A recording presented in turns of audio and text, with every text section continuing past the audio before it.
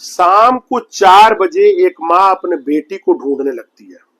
ढूंढते ढूंढते वह 4 से 5, 5 से 6 जहां जहां उसकी बेटी दिन भर में गई हुई थी या जहां भी बैठती थी उठती थी, उन सारे जगहों को ढूंढते ढूंढते रात का करीब 9 बज गया।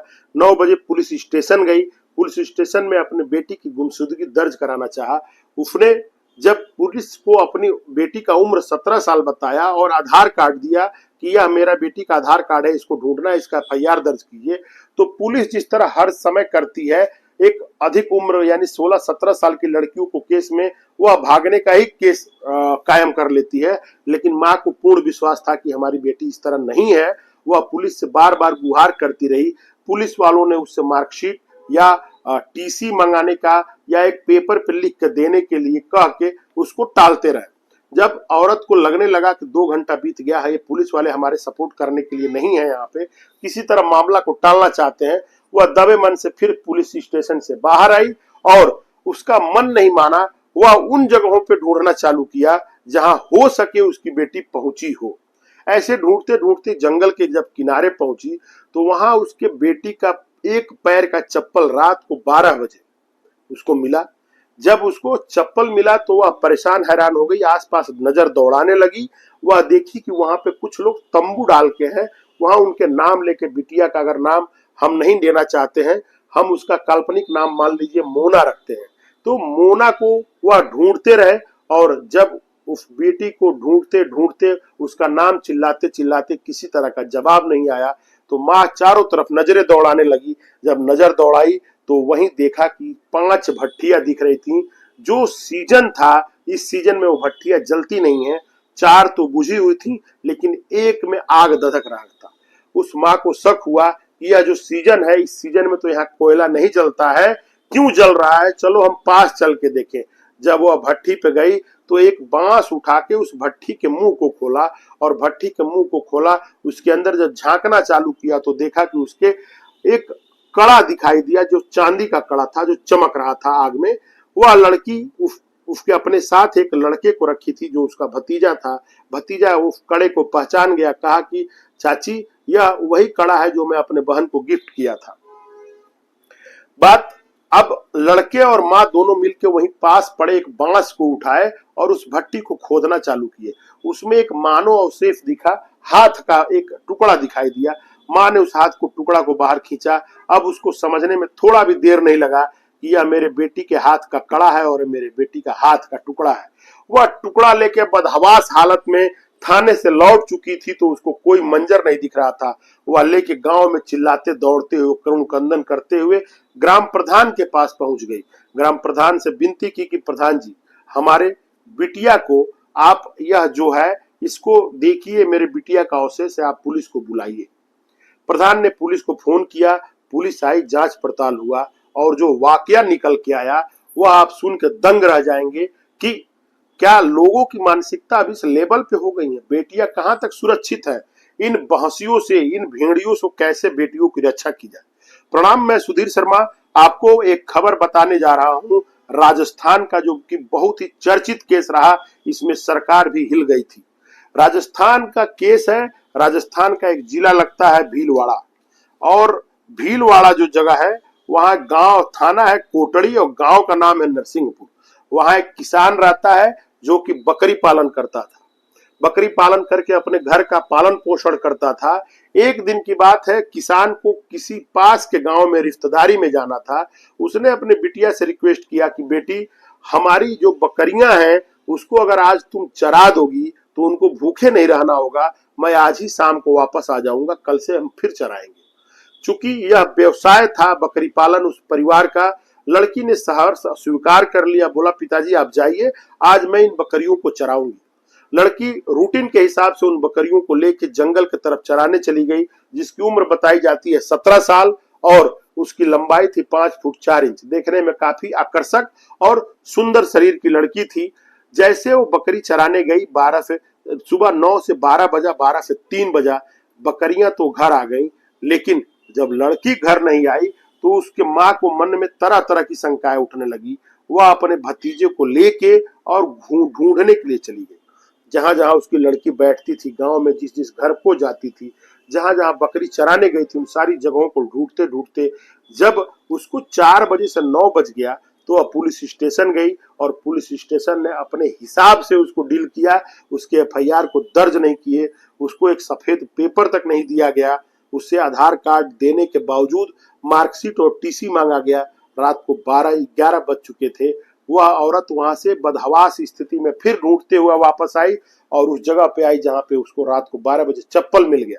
चप्पल मिलने के बाद पास में देखा कि एक भट्टी जल रही है और 4 भट्टियां पड़ी हुई हैं। उसको शक हुआ, उस भट्टी को तोड़ना स्टार्ट किया, खोदना चालू किया। जब भट्टी को जांच उसने किया तो उसमें उसके बेटी का हाथ मिला। हाथ लेकर वो सीधे प्रधान के पास गई, क्योंकि उसको पता था कि पुलिस बिना प्रधान के सहायता का कुछ नहीं करेगी। प्रधान ने रात को पुलिस को फोन किया, लेकिन पुलिस ने उतना ही सुस्ती दिखाई। उस रात को कोई भी एक्शन नहीं लिया गया। सुबह 9 बजे पुलिस आई और पुलिस आके पूछना चालू किया, बोला कैसे तुम्हें पता है कि ये तुम्हारे बेटी का ही हाथ है। पुलिस अपने रवैया के हिसाब से टाल मटोल करती रही, लेकिन जब यह खबर समाचारों पत्रों के माध्यम से, मेल के माध्यम से, सोशल मीडिया के माध्यम से लोगों के पास पहुंचा तो लोग सड़कों पे उतरने लगे और जांच की मांग करने लगे। पुलिस और सरकार जब सत्ते में आई तो जांच कमेटी गठित की गई और तत्कालीन एसएचओ को प्रभाव से निलंबित कर दिया गया, थाना प्रभारी को हटा दिया गया। उसके साथ साथ वहां जो 2 पुलिसकर्मी ड्यूटी में थे उस हल्के के लिए, उनको पुलिस थाने से अटैच कर दिया गया, पुलिस लाइन से। अब यह जांच की जिम्मेदारी एक सर्किल ऑफिसर थे, उनको सौंप दी गई और सर्किल ऑफिसर अपने टीम के साथ जब जांच की कहानी को आगे बढ़ाए तो उन्होंने जो जांच करके पाया हुआ कहीं ना कहीं लोगों को दंग कर देगा। पुलिस भट्टी के पास गई, भट्टी के पास जब पहुंच ही रही थी तो वहां जो कातिल थे उन्होंने गलती कर दिया, पुलिस को देखते भागने लगे।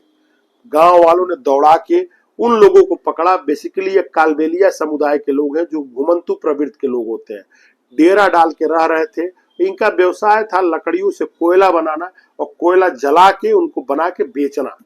चूंकि यह जो समय चल रहा था आप सीजन था, इस समय में कोयला नहीं जलता था, लेकिन उस रात को भट्टी जल रही थी जो शंका का बीज बोया था मां के अंदर। पुलिस ने छानबीन किया तो जब पता चला कि वहां एक कालबेलिया समुदाय की जबकि करीब करीब 10 लोग रहते हैं, उसमें एक रंगलाल नाम का व्यक्ति है जिसके 2 बच्चे हैं। एक का नाम कालू है और एक का नाम कान्हा है। जो कान्हा है वो 21 साल का है, कालू करीब 25 साल का है। जब पुलिस इन दोनों को अरेस्ट की और इनसे जब पूछताछ करने लगी अपने हिसाब से, तो जो कान्हा ने एक्सेप्ट किया वह लोगों को दंग करने वाला था। लोगों पुलिस को बताया कान्हा ने कि मैं जिस दिन 2 अगस्त को वह बकरी चराने आई थी उसको मैं पहली बार देखा था, देखते ही मेरा मन बिगड़ गया। मैं उसको पकड़ के जंगल की तरफ ले जा रहा था, तब तक मेरा बड़ा भाई कालू आया और हमको डांट के भगा के और अपने उसको पकड़ के ले जाके उसके साथ 2 बार बलात्कार किया। 2 बार बलात्कार करने के बाद फिर मैंने बलात्कार किया और हम लोगों ने बलात्कार करते रहे उसके साथ। जब हम लोग और जंगल के अंदर उसको ले जा रहे थे तो वो चिल्ला रही थी, चीख रही थी। उसको चीखने और चिल्लाने से रोकने के लिए हम पास में पड़े एक सूखे लकड़ी के डंडे से उसके सर पे प्रहार कर दिए, जिससे कि वह बेहोश हो गई। बेहोश होने के बाद हम लोगों को लगा कि ये मर चुकी है। हम लोगों ने उस लाश का पैर पकड़ के भट्टी के पास लाए और इसमें तेल कोयला आदि डाल के इस भट्टी को जला दिए। भट्टी शाम को 8 बजे जला दी गई थी और रात को 11 बजे दोबारा उस भट्टी को खोला गया।